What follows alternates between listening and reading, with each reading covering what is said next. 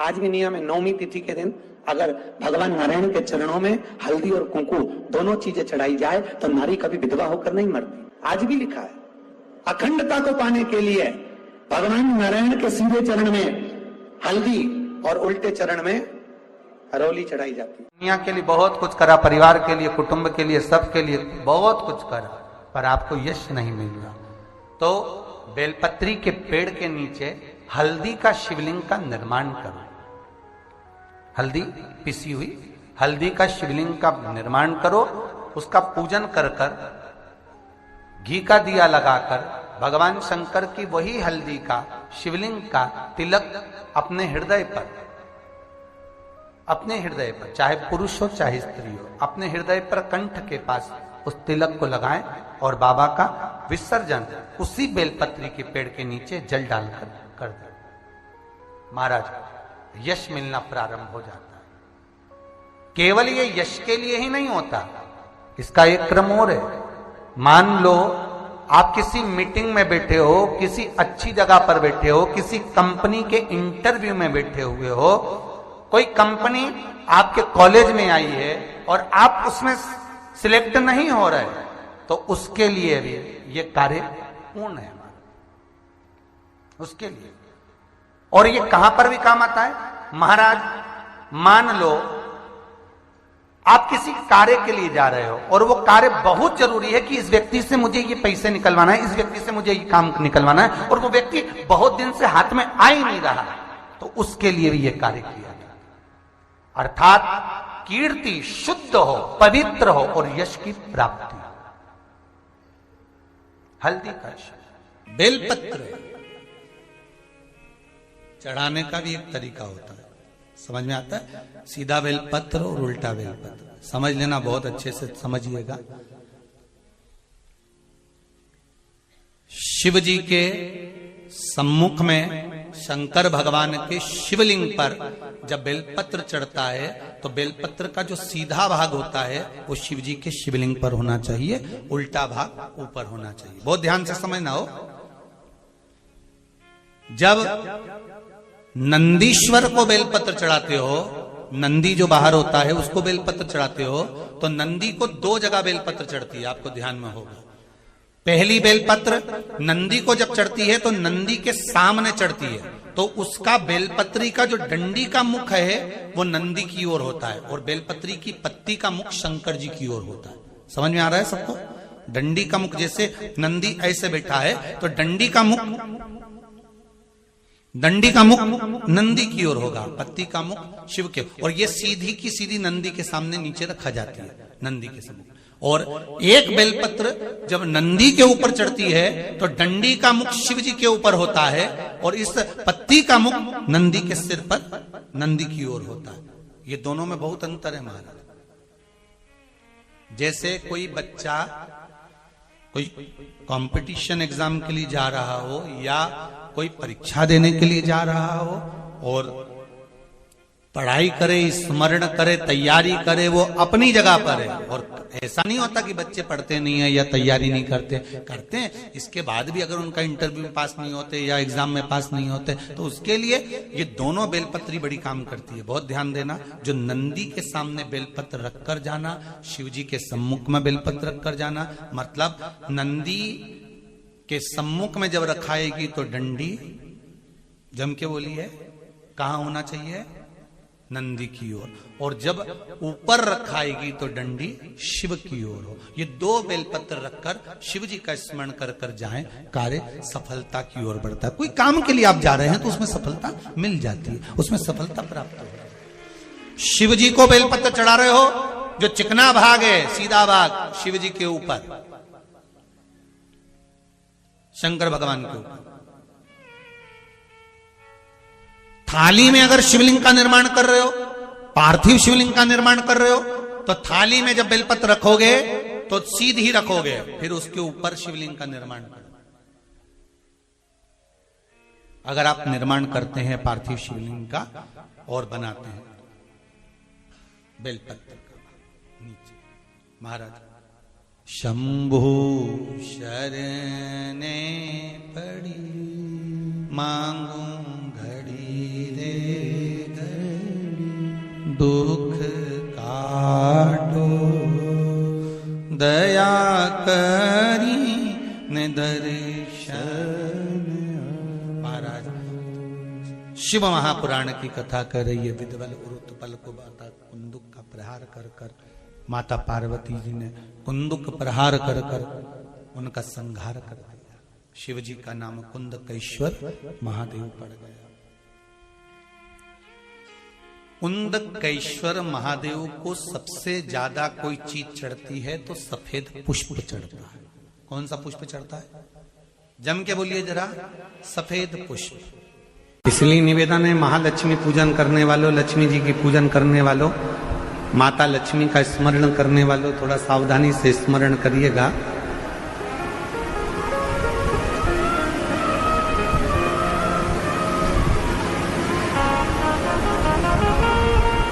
वासुकी नाग की धर्म पत्नी सतशीर्षा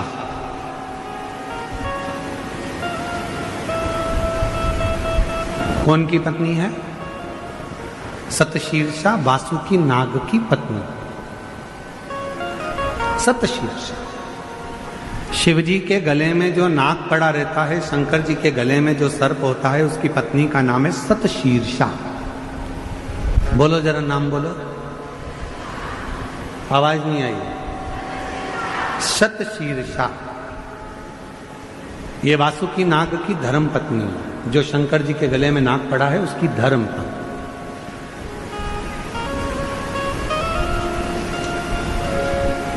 कहते हैं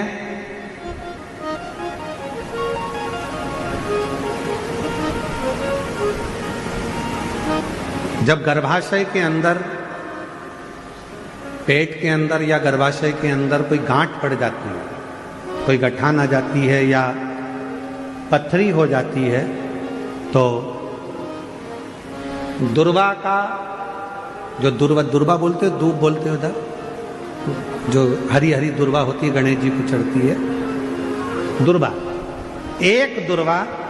एक बेलपत्र शिव जी के शिवलिंग पर चढ़ाकर वासुकी नाग का स्मरण कर कर सतशीर्षा माता का नाम लेकर यदि प्रातः के समय पर वो बेलपत्र और वो दुर्वा खाना प्रारंभ करा जाए तो लगभग 20 से 22 दिन लगते हैं, और गर्भाशय में कोई गठान हो, पथरी हो, तो वो धीरे धीरे गलना प्रारंभ कर देती है।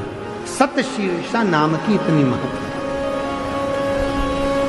और सतशीर्षा नाम यहां भी काम आता है जब कोई नारी के, स्त्री के रजस्वला धर्म की कोई तकलीफ हो, नारी को रजो धर्म से जुड़ी हुई कोई प्रॉब्लम हो, रजो धर्म से जुड़ी हुई, रजस्वला धर्म से जुड़ी हुई, 15 दिन 20 दिन तक रजो धर्म ही जा रहा हो, या रजो धर्म से जुड़ी हुई कोई प्रॉब्लम हो, या रजस्वला धर्म से जुड़ा हुआ कोई भी कारण हो, या पेट में दर्द हो, या तकलीफ हो, या कष्ट हो, तो केवल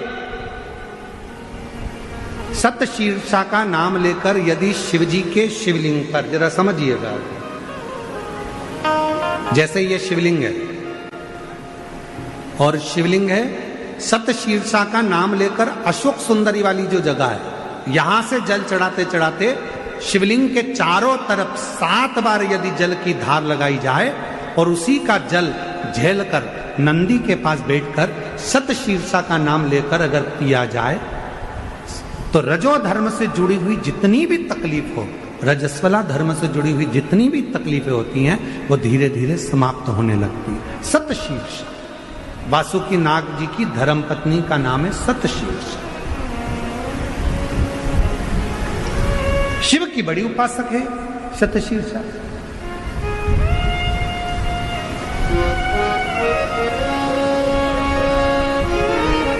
कहते हैं जब समुद्र का मंथन हुआ, देवता और राक्षसों ने मिलकर मंथन करा और वासुकी नाग की नेति बनाकर, सुमेरु पर्वत की रई बनाकर जब मंथन करना प्रारंभ करा कच्छप भगवान की पीठ पर, और मंथन करते करते जब सब लक्ष्मी, माणिक, मोती, ऐरावत, अप्सरा, गंधर्व सब आनंदित, विष, अमृत सब निकल गया, तब आखिरी में जो नेति थी, वासुकी नाग थे, उनको ले जाकर एक कोने में डाल दिया। घिसते घिसते घिसते घिसते वासुकी नाग का पूरा शरीर बेकार हो चुका था, पूरा शरीर बेकार हो गया। तब शिव महापुराण की कथा कहती है, सतशीर्षा ने अपने पति वासुकी से कहा कि तुम चिंता मत करो, तुम्हारे शरीर में बहुत कष्ट हो रहा है, मैं जानती हूं, मैं ये जानती हूं कि तुम्हारे शरीर में कष्ट हो रहा है, तुम चिंता मत करो। सतशीर्षा ने अपने पति के पास में बैठकर शिव के नाम का उच्चारण करना प्रारंभ करा। तब देव अधिदेव महादेव जिस जगह पर वासुकी नाग पड़े हुए थे, गिरे हुए थे, रखे हुए थे, क्योंकि शरीर की हड्डियां टूट चुकी थी, पूरा शरीर कंकाल हो चुका, मंथन कर, सतशीर्षा ने उनके पास में बैठकर शिव जी के नाम का उच्चारण करा। और भगवान के नाम का जो उच्चारण किया, तब देव अधिदेव महादेव प्रकट हुए और भगवान वासुकी को शिव जी ने कहा कि तूने इतना कष्ट झेला है देवताओं के लिए, इसलिए मैं तुझे अपने गले में धारण करूंगा। वासुकी को सतशीर्षा के कहने पर वासुकी नाग को शंकर भगवान ने अपने गले में धारण कर लिया। सतशीर्षा वासुकी नाग देवता की धर्म पत्नी, एक ऐसी धर्म पत्नी जो भगवान शंकर की आराधना में, साधना में, भजन में, कीर्तन में, स्मरण में डूबी रहे, वो भक्ति और एक मुक्ति।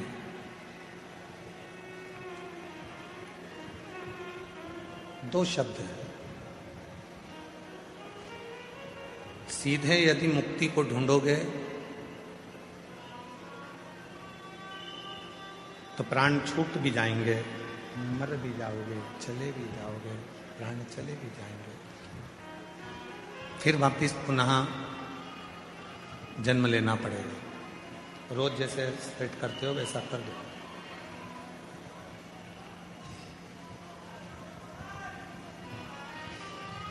सीधे मुक्त होना, प्राण चले गए, शरीर चला गया, फिर वापिस जन्म लिया और जन्म लेकर फिर इस संसार सागर में आ गए।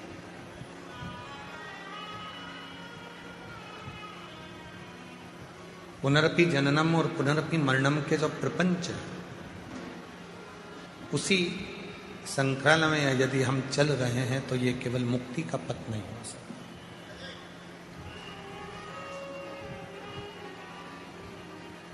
शिव महापुराण की कथा कहती है, जब व्यक्ति के जीवन में भक्ति बढ़ती है, भक्ति का प्रवेश होता है और वो भक्ति इतनी अविरल हो जाती है, इतनी अविरल हो जाती है, तो परमात्मा को तुम्हें वापिस भेजना नहीं होता। परमात्मा आपको जब लेकर जाता है तो अपनी शरणागति में उसको रख लेता है, फिर वापिस नहीं कर सकता। बस भक्ति को बढ़ाना है, भक्ति को बढ़ाना। ये चल रहा है ये वाले, जितना भक्ति बढ़ेगी उतना सुख पाओ।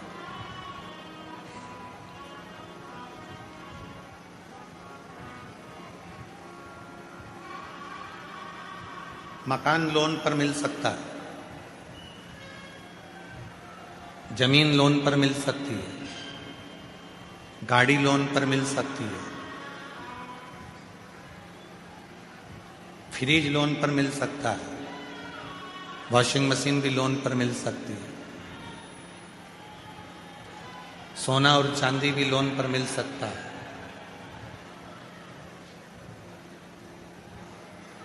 गाड़ी लोन पर मिल जाएगी, जमीन लोन पर मिल जाएगी, प्रॉपर्टी लोन पर मिल जाएगी, बंगला लोन पर मिल जाएगा, सब कुछ लोन पर मिल सकता है।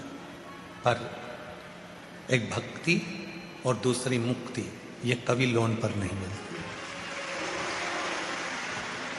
ये दोनों लोन पर नहीं मिलेगी, ना भक्ति लोन पर मिलेगी, ना मुक्ति लोन पर मिलेगी। दोनों में लोन नहीं मिल सकती। अपने को खुद स्वयं के प्रबलता से, स्वयं के भाव से भक्ति को प्रकट करना।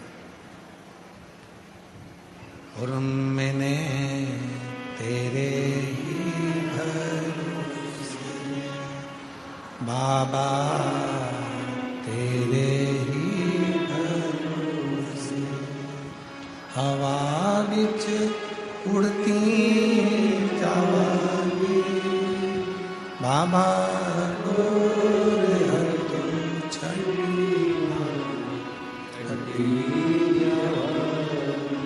भोले मैं तेरी कदम, शंभू मैं तेरी कदम, हवा उड़ती जावांगी बाबा,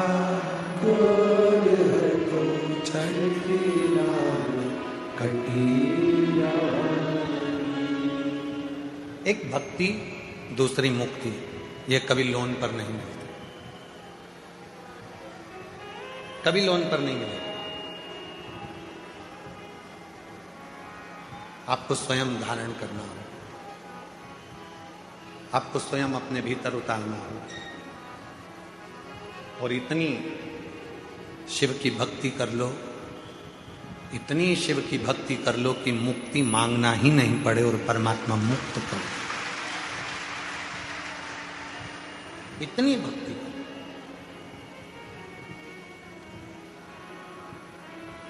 और इतनी जल्दी भक्ति मिलती भी नहीं है।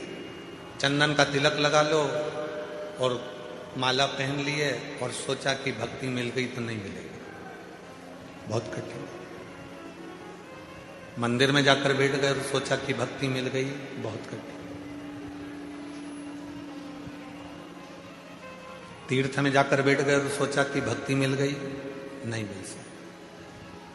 गंगा यमुना के तट पर जाकर बैठ गए और सोचा कि भक्ति मिल जाएगी, नहीं मिल सकती, नहीं मिल, इतनी जल्दी नहीं मिल सकती। बहुत परीक्षा लेता है, बहुत, तब जाकर भक्ति प्राप्त होती है।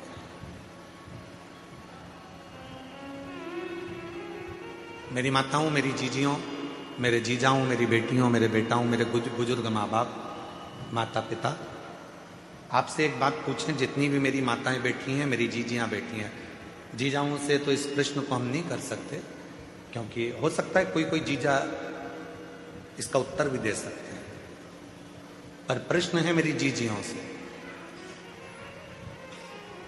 नमकीन घर में जब भी तुम तलते हो या नमकीन घर में बनाते हो, तो उसको तेज आंच में बनाते हो। गैस की आंच कैसी रखते हो? तेज। अग्नि कैसी रखते हो? तेज।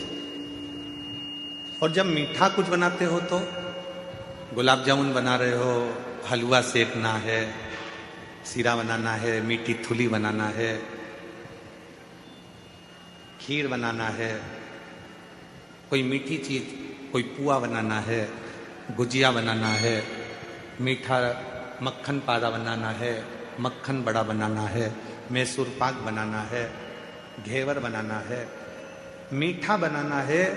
तो मेरी जीजियां सब जानती हैं कि मीठा बनाने के लिए आंच को, अग्नि को थोड़ा धीमा रखा जाता है। बोलो सही है कि गलत है? नमकीन बनाना है तो आंच को तेज करना पड़ेगा, और नमकीन बनाना है तो आंच को तेज कर कर तला निकाला। भजिया तेज आंच में, नमकीन तेज आंच में, पोहा तलना है तेज आंच में, चने की दाल तेज आंच में। जितना नमकीन बना रहे हो उसको तेज आंच में बनाना पड़ेगा। पर मीठा, गुलाब जामुन, मक्खन पाड़ा, मैसूर पाक, बेसन चक्की, हलवा, सीरा, खीर, जो भी बनाना है उसको धीमी आंच में बनाना पड़ेगा, धीमी आंच में।